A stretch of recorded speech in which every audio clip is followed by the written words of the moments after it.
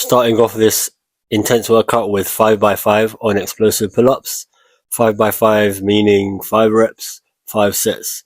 I like to do this sometimes because the fact that you're doing 5 reps means you can pick a harder variation, because when you do less reps, you should pick a harder variation since you're doing something harder, right? If I try to do 10 reps of explosive pull-ups, then I probably won't be as explosive as if I'd done them 5x5. So yeah, anytime you want to do something that's harder and get better at it, a good scheme for reps and sets is a 5x5 scheme. So you do 5 reps, 5 sets, quite simple. And yeah, that's what I've done here. So I'm trying to build my explosiveness. So I stick to 5 reps per set, as you can see here, just trying to pull as much as I can and hopefully get my hips to the bar. One day I'll be able to do that instead of this height here, so that'll be more explosive. Starting off, when you're doing explosive pull-ups, you might only pull to your chest and it won't feel like you're pulling that much. But if you just keep working on these in terms of 5x5, for example, every time you do explosive pull-ups, then you will gain explosiveness eventually and you'll be able to pull to your lower chest, which is what you see me doing here. And you can see it's working because actually at the start, as you can see here, I'm pulling like basically to my upper abs. And then as the set goes on, I'm starting to pull to my lower chest. So I'm getting weaker as the set goes on, but I'm still able to pull as explosively as possible. So that basically shows that it works. And yeah, that was it for the explosive pull-ups. Moved into a 5x5 again, but this time for the bent arm press to handstand. This is something that I really enjoy doing because, as you can see here, I'm fighting to press into that handstand, and each little kind of inch that I'm pushing requires a lot of effort. And for my body weight, especially, I'm quite tall, so I'm 6'2". For me, especially, this is quite hard because I have to actually push a lot just to move a little bit. So that's kind of the reason why I like this exercise. So I'm basically going into a pike press up, and at the bottom, my feet come off the ground, and I also take them off a little bit myself.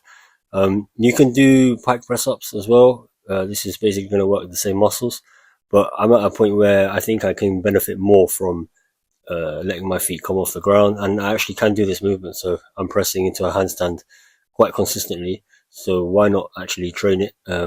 It's not like I'm pushing too far too soon. So yeah, definitely getting stronger on shoulders. Holding the handstand after each press as well. So I'm happy with that because I used to just be able to press here and there, but no hold. So now I'm pressing and holding, and actually I'm quite comfortable holding it and pressing and holding it, to be honest. I just have to be able to maybe do some handstand press ups after. So here I basically press from the bottom position and I nearly fall out. My feet come past my head, but then I bring them back and control them. So that's a good sign because the more control you have over your body weight, the more strength you have. But in this position, my next goal is then to go down into a handstand press up from here. So yeah, it's always important to have goals. Once you hit one goal, it's good to create another goal instantly, basically.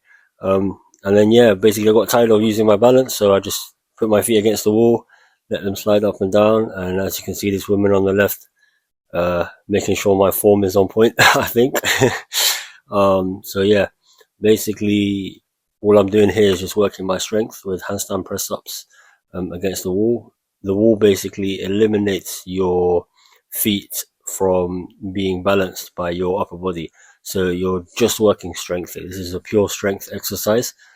Something that I really enjoy doing after my press to handstands or handstand press up attempts without any assistance, because eventually your balance will have to like diminish and you won't be able to balance yourself. So then at that point you will throw an exercise like this where you still have strength, or you simply don't want to work on the balance. Maybe your balance is not something that you struggle with, but the strength is something that you struggle with. So then you would put an exercise like this there. A quick tip is that your form should be the same as with pike press ups. As you can see, my head is coming out in front of my hands. I'm not doing a handstand press up with my head coming directly down, because then it's going to be quite hard for me to push back up. So just make sure that you lean your head a little bit forward when you do this, and that will basically allow you to push back up and use the triceps and the shoulders. Another reason as well that I like this exercise is because it's very similar to a handstand press up, with the fact that if you point your toes, as you can see here, if you see my toes on this clip, they're pointed, so my feet and my legs are sliding up and down the wall. So it's low friction, and it's really, really close to a handstand press up without any support whatsoever. But as I said, at some point, if your balance is not something that you want to work on and you just want to improve strength, then this is basically the exercise that you want to do. And it's actually good for people who just want to build muscle in their shoulders as well. And yeah, with that being said, I did finish off this set with just a hold at the end. After you do your handstand press up, you can even hold it for time.